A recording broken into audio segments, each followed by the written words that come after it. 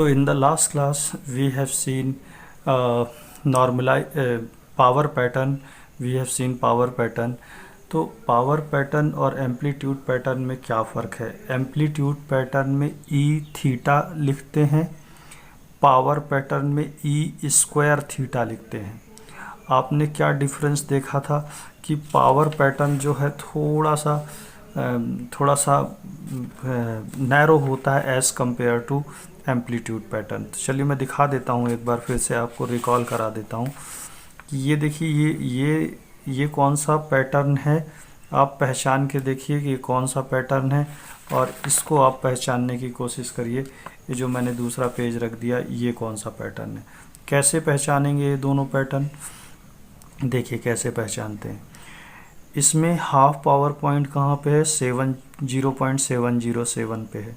इसमें half power point कहाँ पर? 0.5 पे है।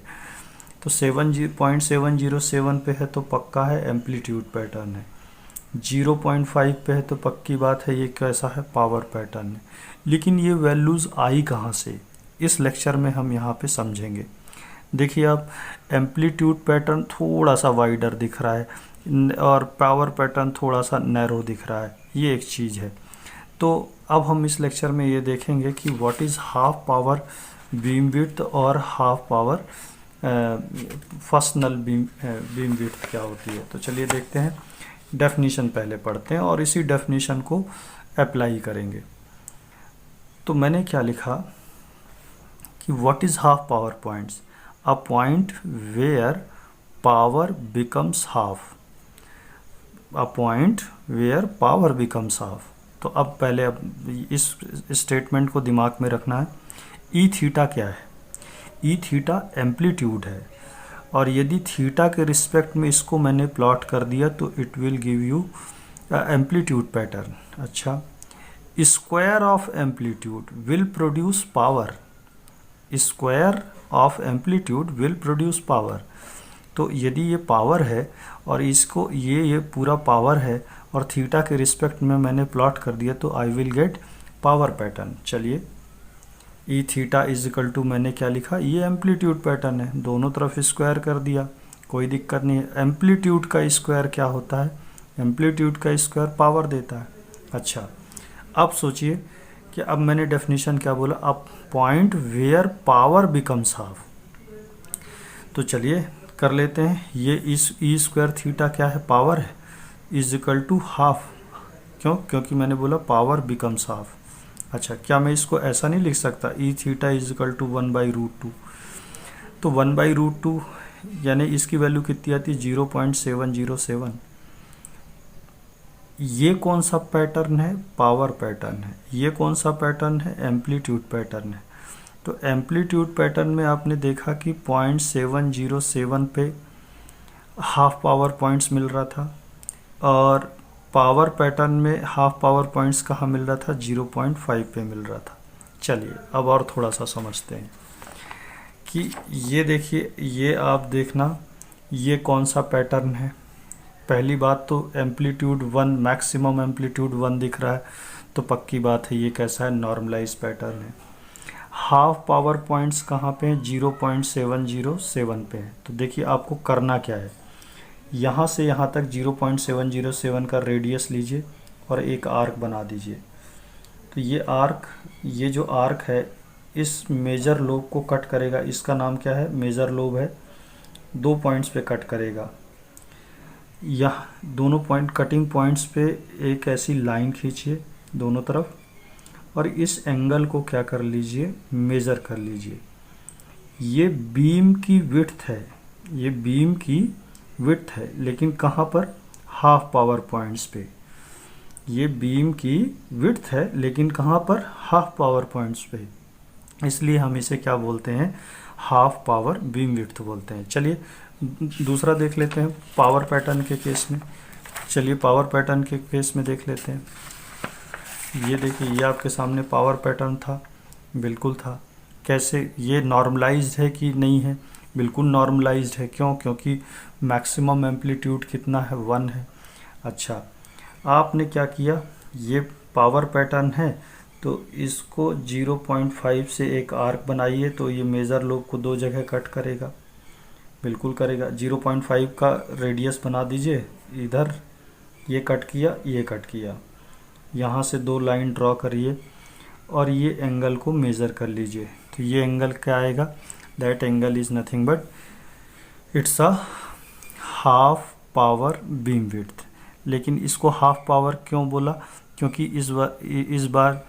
इस बार कौन सा केस ले रहे थे? पावर पैटर्न का केस ले रहे थे। पावर पैटर्न के केस में पॉइंट कहाँ पे आते हैं? 0.5 पे। अच्छा, आप सोच के देखिए कि क्या ये एंगुलर विड्थ और जो लास्ट केस में ये जो एंगुलर विड्थ, ये जो लास्ट केस में ये जो एंगुलर विड्थ थी, क्या दोनों सेम होंगी? आप मुझे कमेंट सेक्शन में बताइएगा कि क्या ये दोनों सेम होंगे। अच्छा, चलिए अब आप पढ़ते हैं what is first null beam width. अच्छा, ये मैंने आपके सामने एक ग्राफ बनाया है। इसके पहले अपन पढ़ते हैं डेफिनेशन। नल क्या होता है? नल मतलब कुछ भी नहीं, zero. A points where power become zero, एक ऐसे पॉइंट्स जहाँ पे पावर की वैल्यू क्या हो जाए? ज़ीरो हो जाए। तो उन पॉइंट्स को हम क्या बोलते हैं? नल पॉइंट्स कहते हैं। चलिए देखते हैं। तो आप देखिए ये जो पैटर्न है, ये किसका पैटर्न है? हाफ पावर पॉइंट्स मैंने कहाँ लगाया है? पॉइंट 707 पे। पक्की बात है ये कैसा पैटर्न है? एम्पलीट्यूड पैटर्न है। इसका मैक्सिमम एम्पलीट्यूड कितना है? 1 है। तो ये भी बात पक्की है कि ये तो नॉर्मलाइज्ड है। अच्छा, अब आप थोड़ा सा इधर से ट्रेवल करना चालू करिए। यहाँ घूमते गए घूमते गए घूमते गए घूमते गए, इस पर्टिकुलर एंगल पे मैंने क्या देखा कि फील्ड का एम्पलीट्यूड क्या हो गया? ज़ीरो हो गया। मैंने यहाँ से यहाँ तक का एंगल मेज़र कर लिया। हालांकि ये रेडिएशन पैटर्न कैसा है? सिमेट्रिक है। तो जितना एंगल आप इधर घूमेंगे उतना एंगल आप इधर घूमिए तो आपको फील्ड का एम्पलीट्यूड क्या मिल जाएगा? ज़ीरो मिल जाएगा। चलिए पहले इधर देखते हैं। यहाँ पे कितने एंगल पे फील्ड का एम्पलीट्यूड मिला? ज़ीरो, 60 डिग्री पे। यहाँ पे इधर घूमे, इस तरफ घूमे तो यहाँ पे भी कितने एंगल पे एम्पलीट्यूड ज़ीरो मिला? फील्ड का एम्पलीट्यूड समझ रहे हैं ना? यहाँ पे देखिए इस एंगल पे एम्पलीट्यूड की वैल्यू ज़ीरो है, ज़ीरो मिला। ये जो एंगुलर विड्थ होगी that angular width is known as first null beam width. और ये कितनी आएगी? 60 डिग्री प्लस 60 डिग्री, कुल मिला के कितना आ जाएगा? 120 डिग्री। चलिए और अच्छे से समझते हैं। यहाँ पे समझते हैं इससे, इस ग्राफ से समझिए।